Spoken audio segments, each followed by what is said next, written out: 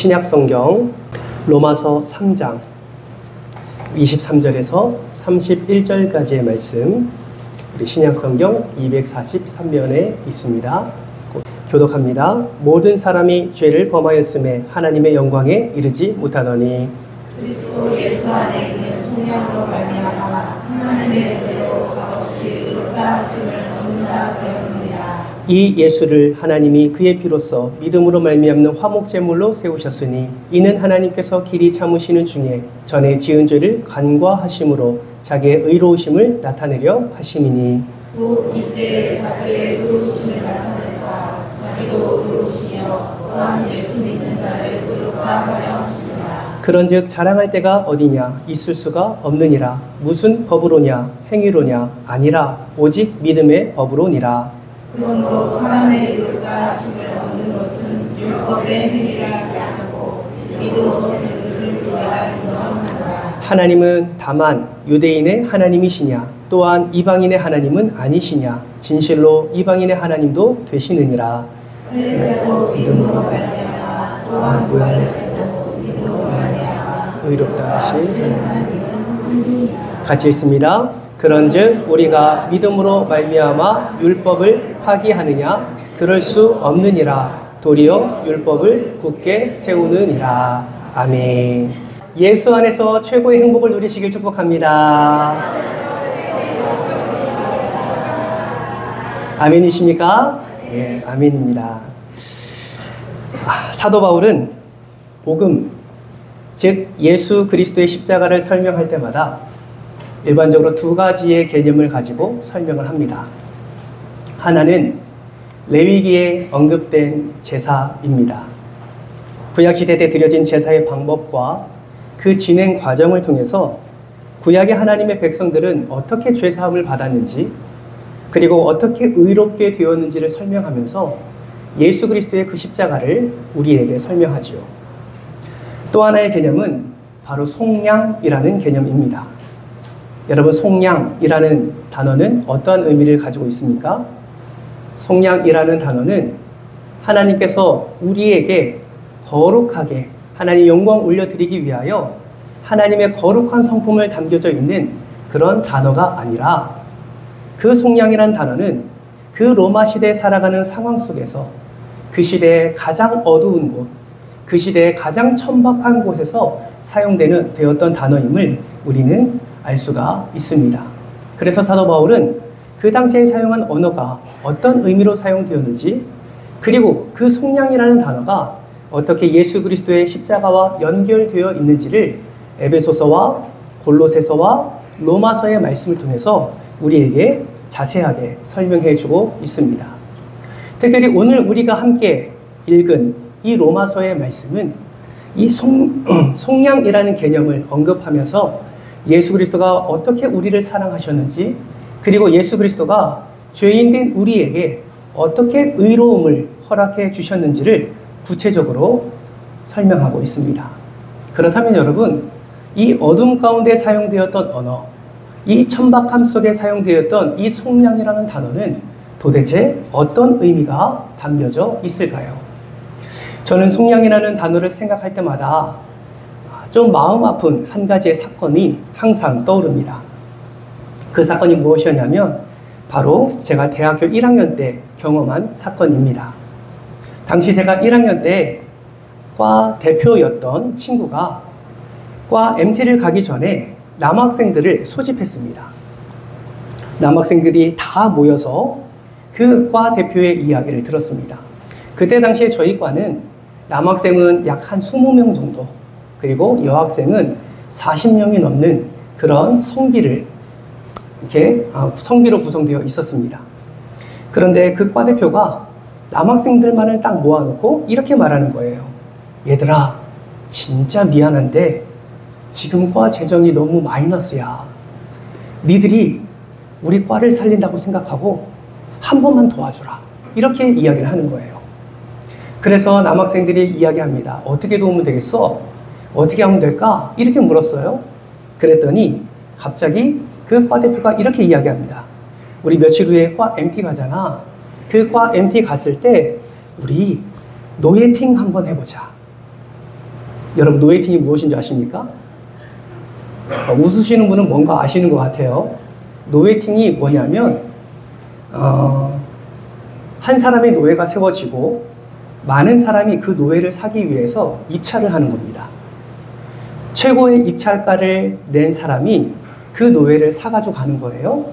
그리고 그 노예에게 자신의 하찮은 일을 시키는 것이죠. 지금 누가 지금 이 얘기를 하고 있는 거예요? 과 대표가 이 얘기를 하고 있는 거예요. 여러분, 남학생들이 오케이 했을까요? 안 했을까요? 당연히 안 했죠. 야, 미쳤냐? 그걸 왜 하냐? 라고 이야기를 했습니다. 그런데 과 대표가 간절한 마음으로 싹싹 두 손을 들더니 이렇게 얘기하는 거예요.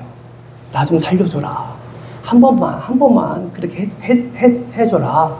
그래서 그 여학생들로 하여금 그렇게 노예팅을 하게 되고 그 재정으로 과 재정을 채우겠다는 속셈을 이 과 대표가 갖고 있었던 것입니다. 여학생들도 하나의 이벤트였다는 것을 알고 있었습니다. 그리고 같은 학우였고 같이 지내는 학생들이었기 때문에 그렇게 우리가 깊이 생각하는 그런 어떠한 수치심이나 저질스러운 그런 것들은 없을 거라고 분명히 이야기를 했습니다. 그리고 나서 하나의 이벤트로 노예팅이 시작이 되었습니다. 여러분, 생각해 보세요. 지금 여러분이 저를 쳐다보고 있듯이 여학생들이 삥 둘러앉습니다. 그리고 남학생이 그 한가운데 순번에 따라서 불려 나가는 거예요. 여러분, 물건을 살 때 좋은 물건 사고 싶습니까? 나쁜 물건 사고 싶습니까? 좋은 물건 사고 싶죠. 무를 고를 때 흠이 있는 것을 고릅니까? 완전한 것을 고릅니까? 완전한 고르죠.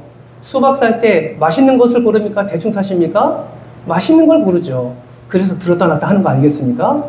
여러분, 노예팅도 마찬가지예요. 입찰하는 사람이 그 노예를 들었다 놨다 합니다. 노래도 시키고요, 춤도 시키고요, 그리고 다양한 것들을 시킵니다. 그래서 가치를 확인하는 것이죠. 그래서 가치가 확인되면 어떻게 합니까? 입찰을 하는 거예요. 그래서 입찰해서 그 최고의 입찰가를 낸 사람이 그 사람을 데리고 가는 것입니다. 여러분, 저도 해봤어요. 과를 위해서, 어떤 유흥을 위해서가 아니라 저도 그 자리에 서봤습니다. 무엇으로요? 입찰자가 아니라 노예의 자리에 서봤습니다. 여러분, 제 마음이 어땠을 것 같습니까? 알아요. 하나의 이벤트인 거 압니다. 뭐 그렇게 심한 그런 성적인 장난 그런 거 하지 않는 거 압니다. 그런데 그 자리에 서는 것만으로도 제 마음이 어땠을까요? 참 불편했습니다. 누군가를 나를 쳐다보고 있고 누군가가 내가 스스로가 아니라 누군가에 의해서 나의 가치를 매겨진다는 그 사실 자체가 너무나 기분이 나빴습니다. 여러분, 저는 얼마에 낙찰되었을까요? 찾아와서 물어봐도 안 알려드릴 건데 저는 어쨌든 낙찰이 되었고 팔려갔습니다. 그때 경험한 그 수치, 그때 경험한 그 아픔, 그때 경험한 그 좋지 않는 기억들이 이 속량이라는 단어를 볼 때마다 저는 떠오릅니다. 왜 그럴까요? 이 속량이라는 단어가 바로 거기서부터 출발했기 때문에 그렇습니다. 여러분, 속량이라는 단어는 거룩한 단어가 아닙니다. 속량이라는 단어는 신학적인 용어가 아니에요. 속량이라는 단어는 어디서부터 출발했냐? 노예 시장에서부터 출발했습니다. 속량이라는 단어는 그 노예 시장에서 누군가가 노예를 사러 갔을 때 그 일렬로 서 있는 노예들을 쳐다보면서 스스로의 값을 정하고 그리고 그 노예의 주인이 값을 매긴 그 가치를 바라보며 흥정도 하면서 내가 그 노예를 사려고 값을 지불하고 그 노예를 끄집어내는 것이 속량이라는 단어입니다. 여러분, 그거 아십니까? 사도 바울이 지금 속량이라는 단어를 통해서 지금 무엇을 설명하고 있다고요? 예수 그리스도의 그 십자가의 은혜를 설명하고 있다고요. 이것은 무엇을 의미합니까? 그 당시에도 이러한 노예 시장이 굉장히 많이 활성화되어 있었음을 우리는 알 수가 있습니다. 여러분, 문헌을 보면요, 그때에 일어난 노예 시장은 굉장히 활성화되었다고 말합니다. 어디를 가든지 노예를 파는 그 장사꾼을 볼 수가 있었던 것입니다. 여러분, 사람을 판다는 것은 무엇을 의미합니까? 그 사람은 인격이 없음을 의미하는 것이죠. 물건 취급당하는 것을 의미합니다. 그 사람은 마치 가축처럼 취급되어 있음을 우리는 알 수가 있는 것이죠. 여러분, 그 당시 노예가 어떤 취급을 당했는지 아십니까? 죄송합니다. 좀 어여쁜 여자 노예는 주인이 성적으로 유린해도 아무런 문제가 되지 않았습니다. 왜요? 그 당시의 노예는 소유물이었기 때문에 그렇죠. 어느 자료에 비하면 이러한 이야기도 있어요. 로마 주인이 곤충, 벌레를 키웁니다. 여러분도 애완견 키우지 않습니까? 그때 당시에 부유한 사람들은 이렇게 곤충이나 특별한 것을 그렇게 키우는 것이죠. 한 번은 노예가 청소를 합니다. 청소를 하다가 그 애완 곤충을 죽여버렸어요. 여러분, 어떤 일이 일어날까요? 그 주인이 와서 자신이 애지중지 키우는 그 애완 곤충이 죽었음을 보고 그 자리에서 그 노예를 쳐 죽여버립니다. 제가 만든 이야기가 아니라 자료에 있는 이야기예요. 이것은 무엇을 의미합니까? 그만큼 노예가 아무런 가치가 없는, 아무런 인격이 없는 그런 존재였다라는 것이죠. 잡다한 일을 시킵니다. 힘든 일을 시킵니다. 고된 일을 시킵니다. 먹을 것도 제대로 안 줍니다. 그러다가 자기가 쓸만한 가치가 없다고 여겨지면 그대로 멱살을 잡고 가서 노예시장에 갔다가 팔아버리면 그만이다라는 것이죠. 그 노예는 학대해도 상관없습니다. 당시 문헌을 보면 조그마한 골방에 쇠창살로 이루어진 그 골방에 20명에서 30명이 되는 노예가 함께 살았다고 합니다. 화장실도 없습니다. 그 안에서 모든 용변을 다 처리해야 했습니다. 식사도 제대로 나가지 않았습니다. 그렇게 노예들은 힘들게 학대 속에 살아가다가 노예시장에 팔려나가는 것이죠. 문헌을 보면 월요일에는 남자 노예, 화요일에는 여자 노예, 수요일에는 음식 잘하는 노예, 목요일에는 우리 아이들이 잘 데리고 놀 수 있는 그런 노예, 수많은 종류의 노예들을 시장에 세워놓고 그렇게 그들의 목에 그들의 가치를 적어놓고 팔게 된 것이죠. 노예의 가치에 따라 누구는 5,000원, 누구는 10,000원, 누구는 50,000원이 되겠죠.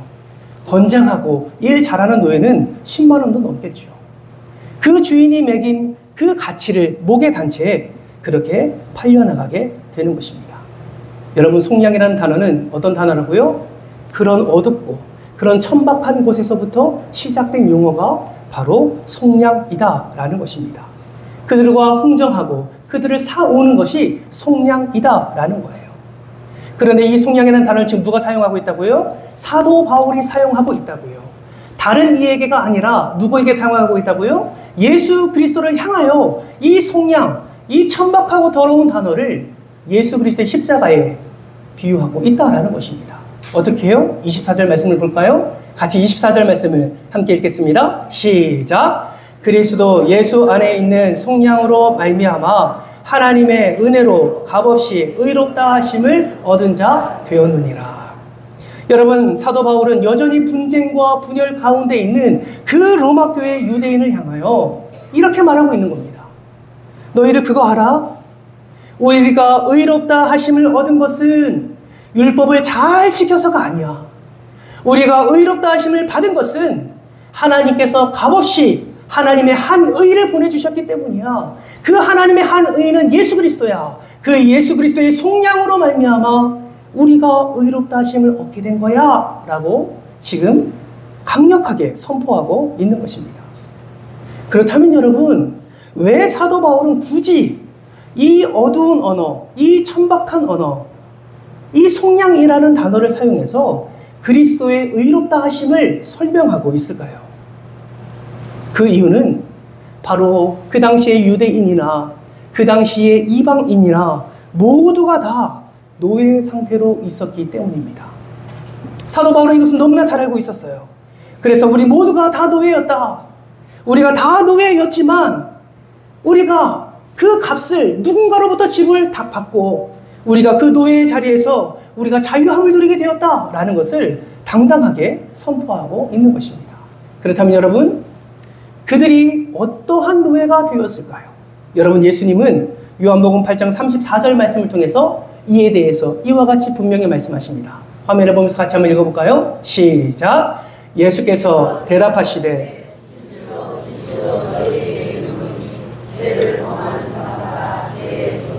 아멘. 죄를 범하는 자마다 누구의 종이라고요? 죄의 종이다. 종이란 단어를 무엇으로 바꿀 수 있습니까? 노예로 바꿀 수 있지요. 다시 말해서 죄를 범하는 자는 죄의 노예다라고 말할 수 있는 것입니다. 어떤 사람은 이렇게 말하겠지요. 어쩌면 여기 앉아 계신 어떤 분도 이렇게 말할 수 있습니다. 아니야. 난 죄 짓지 않았어. 내가 무슨 노예야. 내가 무슨 죄의 노예야. 나는 그런 사람 아니야. 라고 말할 수도 있습니다. 여러분, 이 말이 맞을까요? 성경은 분명히 그렇게 말씀합니다. 오늘 본문 23절 말씀해 보세요. 모든 사람이 죄를 범하였음에. 어떤 사람이요? 모든 사람이 죄를 범하였음에 하나님의 영광에 이르지 못했다라고 분명하게 말씀하고 있습니다. 여러분, 모든 이라는 것은 한 사람도 예외가 없다라는 것을 뜻하죠.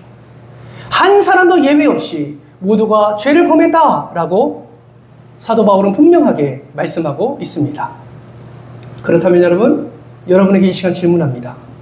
여기에 말씀하신 모든 사람 안에라는 범위 속에 저와 여러분은 포함되었습니까? 포함되지 않았습니까? 우리 성가대만 포함된 것 같아요. 포함되었습니까? 포함되지 않았습니까? 포함되었습니다. 이 말은 무엇입니까? 따라해서 봅시다. 나는 죄의 노예입니다. 인정하십니까? 여러분, 인정하고 안 하는 것은 굉장히 중요합니다. 우리의 구원은 내가 죄인임을 인정하는 것에서부터 출발하기 때문에 그래요. 다시 한번 질문합니다. 저와 여러분은 죄의 노예임을 인정하십니까? 예, 인정하지요. 왜요? 우리도 죄를 짓기 때문에 그렇습니다. 우리도 죄를 범하기 때문에 그래요. 죄를 범하는 자마다, 모든 사람은 다 죄를 범하고 죄를 범하는 사람마다 죄의 종이라고 분명히 말씀하고 있습니다. 때문에 저와 여러분도 죄의 노예임을 부인할 수가 없는 것이죠. 저는 이 속량이라는 단어를 생각할 때마다 앞서 말씀드린 이러한 생각하기 싫은 그 사건과 함께 또 한 가지의 깊은 묵상 가운데 들어가게 됩니다. 그것이 무엇이냐면 바로 로마 당시, 지금 사도 바울이 말하는 당시 내가 그 가운데 노예였다면 어땠을까라는 생각도 해보게 됩니다. 여러분, 가만히 생각해 보면 정말 목사의 아들로 태어났지만, 정말 목사의 아들로 살아가고는 있지만 여전히 죄 가운데서 자유롭지 못한 나의 모습을 생각해 볼 때 저는 그 당시의 노예가 어떠한 고통과 어떠한 어려움 가운데 있었는지, 그리고 죄의 종으로 살아가고 있는 나의 모습이 그들과 별반 다르지 않다라는 것을 분명히 깨닫게 되었습니다. 그래서 한번 생각해 봅니다. 그 당시의 노예가 나라면 어땠을까? 나의 주인이 사단이고 그 사단으로 말미암아 괴롭힘을 당하고 학대를 당하고 그 사단으로 말미암아 제대로 먹지 못하고 유린당하고 수치당하고 그 불안과 두려움 가운데 살아가는 노예였던 나를 생각해 보게 됩니다. 아마 저도 허걱대고 있었겠지요. 그 당시에 노예로 살아갔을 때 항상 두려움 가운데 살아갔을 것입니다. 아마 저도 사단에게 쓰임 받다가 그저 멱살에 이끌려 노예시장으로 끌려갔겠지요. 아마 저도 제 앞에 목에 걸려있는 저의 가치가 기록되어 있었을 겁니다. 사단이 저를 바라보며 나의 가치를 새겨준 그런 값이겠지요. 여러분, 저는 압니다. 제 목에 걸려있는 저의 가치가 형편없다는 것을 저는 압니다. 왜요? 저는 죄로 말미암아 하나님의 거룩을 잃어버린 그런 연약한 사람이라는 것을 인정하기 때문입니다. 노예 시장에 나가서 제가 서 있을 때 누구도 저를 쳐다보지 않습니다. 누구도 저를 사겠다고 말하는 이가 없습니다. 제 앞에 와서 값을 깎아달라는 흥정하는 자도 없습니다. 아주 낮은 값에 내가 사겠다고 말하는 이도 없습니다. 거기 서 있는 자체가 너무 수치스럽습니다. 그런데 그 죄의 노예 가운데 살았던, 그 사단의 노예로 살았던 나에게 누군가가 발걸음을 멈추고 제 앞에 섭니다. 그리고 저를 가리켜 지목하는 것이죠. 손을 내밀어서 이렇게 말합니다. 내가 이를 사겠다. 여러분, 그가 누구십니까? 바로 예수 그리스도시죠. 아무도 쳐다보지 않고 아무도 사려고 하지 않는 나를 예수님이 다가오셔서 사겠다고 지금 말씀하시는 겁니다. 사단이 저를 가르쳐 말하겠죠. 예수님, 이거 완전 쓰레기입니다. 이거 완전 죄악 덩어리예요. 거룩하신 예수님이 이 쓰레기 같은 것을 취급하지 하시면 안 됩니다. 이게 얼마나 더러운 자식인데요. 완전 개차반입니다. 그러나 예수님은 흔들리지 않으십니다. 제 앞에 서셔서 손을 들어 저를 가리키시며 내가 이를 사겠노라고 말씀하시는 것입니다. 여러분, 더 놀라운 것은 무엇인지 아십니까? 내 보기에는 분명 사단님에게 좀 가치가 적혀 있습니다. 그러나 예수님은 그 값을 쳐다보지 않으시고 자신이 측정한, 자신이 새긴 그 저의 가치를 떼어서 사단에게 내어줍니다. 여러분, 그것이 무엇입니까? 바로 예수 그리스도의 생명이지요. 사단의 비웃음 소리가 들리십니까? 아, 이거 예수 하나님의 아들이라면서, 아, 예수 지혜자라면서 참 멍청하네. 저 같은 쓰레기를 어떻게 그 생명을 바꾸는가? 여러분, 사단의 비웃음이 들리지 않으십니까? 여러분, 사단은 그 비웃음 가운데 예수를 책망하지만 예수님은 결코 나를 포기하지 않으시고 자신의 생명을 내어주고 저를 사셔서 그 죄의 노예 가운데서 자유함을 허락해 주셨습니다. 여러분, 이것이 뭐라고요?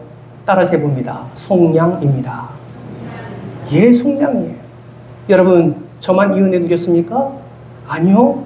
예수 믿는 모든 사람들은 다 이 속량의 은혜를 다 누리는 줄 저는 믿습니다. 그러므로 여러분에게 질문합니다. 여러분, 예수님 믿으십니까? 여러분, 예수님 진정 믿으신다면 여러분도 이 속량의 은혜를 비껴가지 않았다라는 것이죠. 예수님이 여러분 앞에 서서, 죄의 노예였던 여러분 앞에 서서 여러분의 가치를 무시하고 예수님이 새겨진 그 가치, 그 생명의 가치를 내어놓고 여러분을 사셨습니다. 더 이상 죄의 노예로 살지 않도록, 더 이상 사단의 노예로 살아가지 않도록 여러분을 건져내시고 여러분에게 속량의 은혜를 허락해 주셨습니다. 여러분, 이것이 은혜입니다. 다른 것이 은혜가 아니에요. 여러분의 통장 잔고에 여러분의 자금이 쌓여가는 게 은혜가 아니에요. 여러분의 삶의 평안으로 살아가는 것, 물론 그것도 은혜지만 그 은혜가 전부가 아니라고요. 우리가 놓쳐서는 안 되는 은혜, 우리가 반드시 붙잡아야 될 은혜, 이 은혜가 바로 속량의 은혜임을 믿으시기를 주님의 이름으로 축복합니다. 지금 사도 바울이 지금 이것을 말하고 있다고요. 25절 말씀 한번 보실까요? 같이 한번 읽겠습니다. 시작. 이 예수를 하나님이 그의 피로써 믿음으로 말미암는 화목제물로 세우셨으니 이는 하나님께서 길이 참으시는 중에 전에 지은 죄를 간과하심으로 자기의 의로우심을 나타내려 하심이니. 아멘. 하나님은 그의 피, 곧 예수의 생명으로 우리의 죄됨을 다 값을 치르시고 우리에게 구원의 은혜를 허락해 주셨습니다. 25절 말씀에는 화목제물로 세우셨다라고 분명하게 말씀하고 있습니다. 여기서 말하는 화목제물은 무엇입니까? 헬라스테리온이라는 단어를 쓰는데 이 헬라스테리온이라는 단어는 속죄하다, 속죄소의 의미를 담고 있습니다. 이 말은 하나님이 예수 그리스도의 피로 말미암아 우리의 모든 죄를 속해 주셨고 이 사실을 믿는 자마다 하나님과의 관계가 온전하게 화목함을 누리게 된다라는 것을 분명히 말씀해주고 있습니다. 사랑하는 성도 여러분, 기억하십시오. 이 속량의 은혜가 있었기에 우리가 지금 이 자리에 있는 것입니다. 이 속량의 은혜가 있었기에 우리 안에 소망을 품을 수 있는 것이고요. 이 속량의 은혜가 있었기에 우리가 예수를 바라보며 예수와 동행하며 예수의 말씀 가운데 우리가 살아가는 줄 믿으시기를 주님의 이름으로 축복합니다. 여러분, 이 속량의 은혜는 죄 사함으로 끝나지 않습니다. 여러분, 오늘 보면 26절 말씀해 보세요. 어떤 은혜가 또 기다리고 있습니까? 26절 같이 읽습니다. 시작. 곧 이때에 자기의 의로우심을 나타내사 자기도 의로우시며 또한 예수 믿는 자를 의롭다 하려 하심이라. 아멘. 여러분, 속량의 은혜가 어디에까지 미치게 됩니까? 예수 그리스도의 의로우심을 드러내는 것뿐만 아니라 그 믿음 안에 있는 우리에게도 의롭다 하심의 은혜를 허락해 주고 있다라는 사실을 여러분 기억하시기를 주님의 이름으로 축복합니다. 여러분 속량의 은혜로 여러분이 의로워지셨습니다. 아멘이십니까? 속량의 은혜로 우리는 예수의 의로운 옷을 입게 되었다라는 것이죠. 여러분 우리가 이것을 놓쳐서는 안 되는 것입니다. 그러므로 이러한 은혜를 누린 자는 우리의 입술과 우리의 마음 가운데 어떠한 고백이 계속해서 나와야 되겠습니까? 이러한 은혜를 향한 감사의 고백이 우리의 입술에서 끊임없이 나와야 된다라는 것이죠. 그런데 정작 우리의 삶 속에서는 어떻게 살아가고 있습니까? 이러한 속량의 은혜는 이제 옛날 은혜가 되어버렸습니다. 이 속량의 은혜는 이제 부닥다리 같은 은혜가 되어버렸습니다. 전혀 이 은혜를 생각하지 않습니다. 그저 내 삶 속에 조그마한 평안과 조그마한 형통이 일어나면 그것이 은혜인 줄만 생각합니다. 여러분 아니에요. 여러분 진정한 은혜는 우리를 죄에서 건져주신 예수 그리스도의 속량의 은혜임을 기억하시기를 주님의 이름으로 축복합니다. 물론 형통케 하시는 은혜, 평안케 하시는 은혜, 회복하게 하시는 은혜 다 필요한 은혜입니다. 그러나 이 은혜를 지나가지 않고서는 우리가 진정한 하나님의 온전케 하심의 은혜를 우리는 누릴 수 없다는 사실을 반드시 기억하시기를 바랍니다. 그러므로 우리는 무엇을 점검해야 됩니까? 예수 그리스도를 향한 그 온전한 믿음이 내 안에 있는지 여러분 항상 점검해야 됩니다. 다시 한번 진지하게 여러분에게 질문합니다. 여러분 진실로 예수 그리스도를 믿으십니까? 이전 믿음 갖고 살아가고 계시지는 않으신가요? 예전에 왕년에 믿었던 그 믿음으로 지금 살고 계시지는 않나요? 아니면 오늘의 은혜를 누리며 오늘의 믿음을 고백하며 하나님이 예비하신 은혜를 누리고 살아가고 계십니까? 사랑하는 성도 여러분, 이 은혜를 생각할 때마다 우리는 예수 그리스도의 그 놀라운 사랑을 우리는 잊을 수가 없는 것입니다. 이 은혜를 생각할 때마다 길이 참으시고 끝내 우리 죄를 간구하시며 그 의의 자리로 나아가게 하시는 하나님의 놀라운 그 은혜를 우리는 잊을 수가 없는 것입니다. 이것을 잘 알고 있는 사도 바울은 25절 말씀에 이것을 분명하게 말씀하시죠. 우리 25절 말씀 같이 한번 읽겠습니다. 시작! 이 예수를 하나님이 그의 피로써 믿음으로 말미암는 화목제물로 세우셨으니 이는 하나님께서 길이 참으시는 중에 전에 지은 죄를 간구하심으로 자기의 의로우심을 나타내려 함이로라. 아멘. 여러분 이 믿음이 있을 때 의롭게 하시는 하나님의 은혜를 우리는 충만히 누리게 되는 것입니다.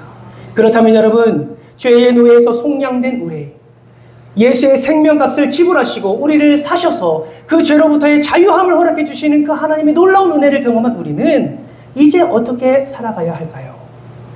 첫 번째는 자랑하지 마시기를 바랍니다. 사도 바울은 27절 말씀에서 우리에게 분명히 이렇게 말씀합니다. 그런즉 자랑할 때가 어디냐?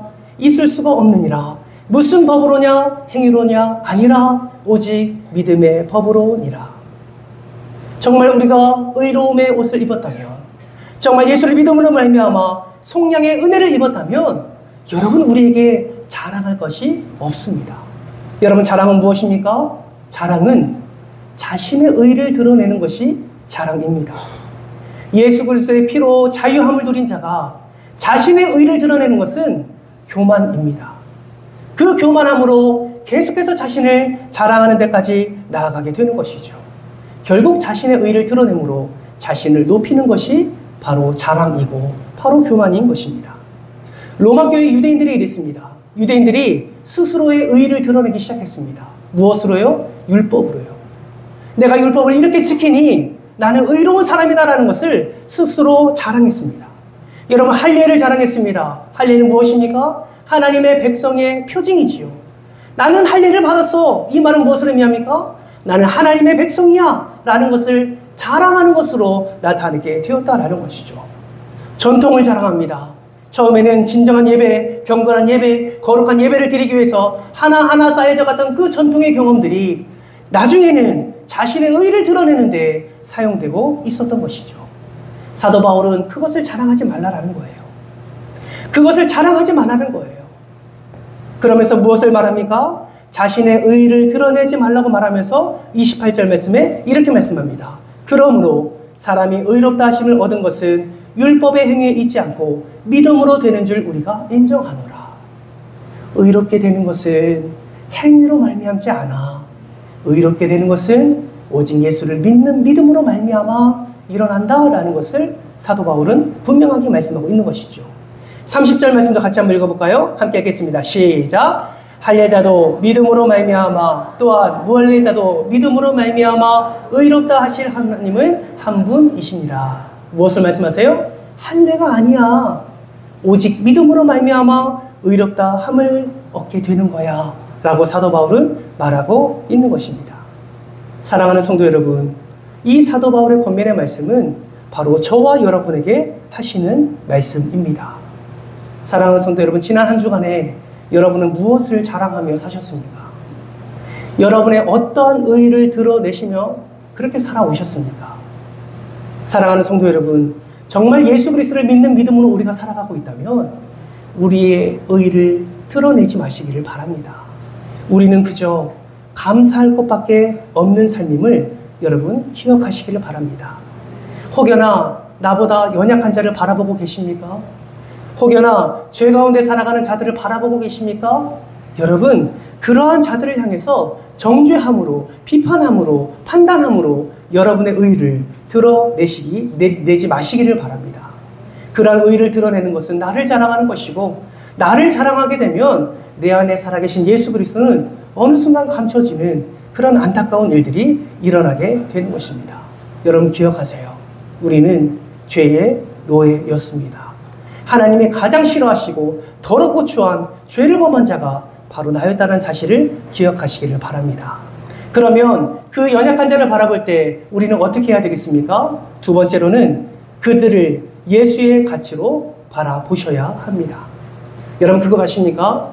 우리에게도 가치가 쓰여 있었지만 예수의 생명의 그 가치로 우리를 사셨던 것처럼 예수를 믿는 그들도 동일하게 예수의 생명의 가치가 그들 안에 있다는 사실을 반드시 기억하시기 바랍니다. 그러므로 연약함이 있는 자를 바라보실 때, 때로는 부족함이 있는 자를 바라보실 때, 때로는 나와 생각이 다르고 나와 말이 다르고 나와 행동이 다른다 할지라도 그 또한 하나님의 생명값으로 하나님이 구원하신 자임을 반드시 기억하시고 예수의 가치로 바라보시기를 주님의 이름으로 축원합니다. 그렇게 바라보셨다면 우리는 한 가지 더 해야 될 것이 있습니다.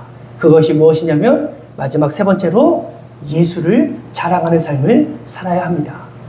사랑하는 성도 여러분, 나를 건지시고 나를 의롭게 하신 예수, 여러분 언제 자랑해 보셨습니까?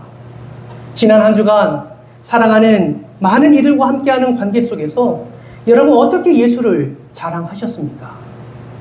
교회 안에서는 예수를 자랑하고 계십니까? 여러분의 가정 안에서는 한 번이라도 사랑하는 자녀들에게, 사랑하는 손주들에게 예수라는 말을 단 한 번이라도 해본 적이 있으십니까? 사랑하는 성도 여러분, 우리의 삶은 예수를 자랑하는 삶이 되어야 될 줄 믿습니다. 왜요? 우리가 예수의 은혜로 이 자리에 있기 때문이지요. 예수의 은혜로 우리가 살아가고 있기 때문이지요. 예수의 은혜로 우리가 사명의 자리에서 우리가 나아가고 있기 때문에 그렇습니다. 그러므로 여러분, 예수를 자랑하는 삶을 사시기를 주님의 이름으로 축복합니다. 어떻게 자랑해야 될까요? 그것을 가지고 하나님께 기도의 자리로 나아가 보세요. 내 가정에서 어떻게 예수를 자랑할 수 있겠습니까? 내 일터에서 어떻게 예수를 자랑할 수 있겠습니까? 내가 만나는 사람들에게서 내가 어떻게 예수를 자랑할 수 있을까요? 하나님 지혜를 허락해 주옵소서. 이렇게 기도하며 나아갈 때에 하나님께서 지혜를 허락해 주실 줄 믿습니다. 여러분 기억하십시오. 저와 여러분은 예수 그리스도의 속량의 은혜로 말미암아 하나님의 의롭다 하심의 은혜를 누린 자입니다. 이것을 기억하며 우리가 한 주를 살아갈 때에 반드시 하나님께서는 곳곳에 일어나는 수많은 수치와 수많은 조롱과 수많은 연약함 속에서도 우리를 건지시고 회복시켜 주실 뿐만 아니라 하나님의 놀라운 사랑으로 우리에게 생명의 은혜를 더하여 주실 줄 믿습니다. 누가 이러한 은혜를 사모하며 이번 한 주간 믿음의 발걸음을 내디디시겠습니까? 정말 바라고 소망하기는 여기 계신 모든 이들이 이 속량의 은혜를 마음속 깊이, 아니 뼛속 깊이 새기시고 이번 한 주간 이 속량의 은혜를 허락해 주신 예수 그리스도만을 바라보며 예수를 자랑하며 예수로 기뻐하며 예수로 살아가는 그런 한 주간 되시기를 주님의 이름으로 축원합니다. 기도할까요?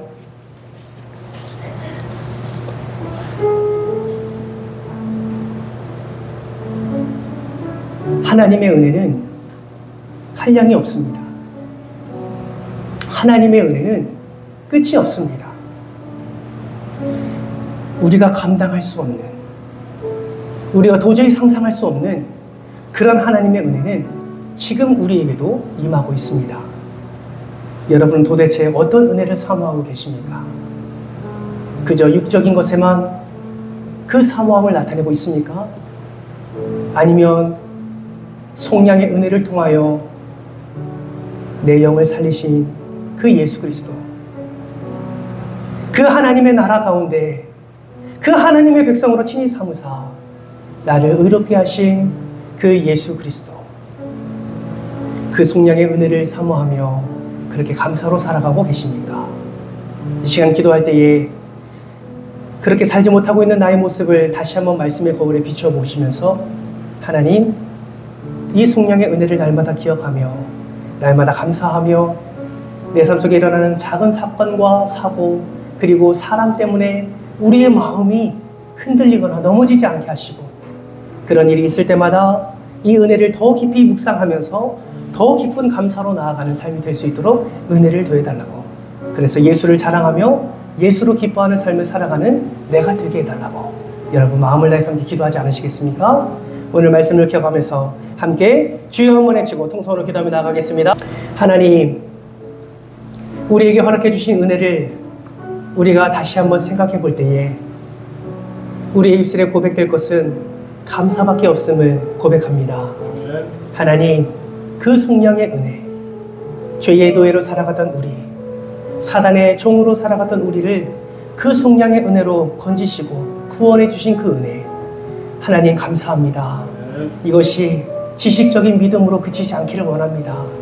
그저 속량의 은혜, 나를 살리신 예수님, 그 십자가 그저 하나의 단어로, 그저 하나의 명제로 그냥 내 머릿속에 머물러 있는 지식이 아니라 하나님, 이번 한 주간에 살아가면서 그 속량의 은혜를 더 깊이 체험하게 하시고 경험된 믿음으로 하나님께 그 은혜를 감사하며 살아가는 우리 모두가 될 수 있도록 인도하여 주시옵소서.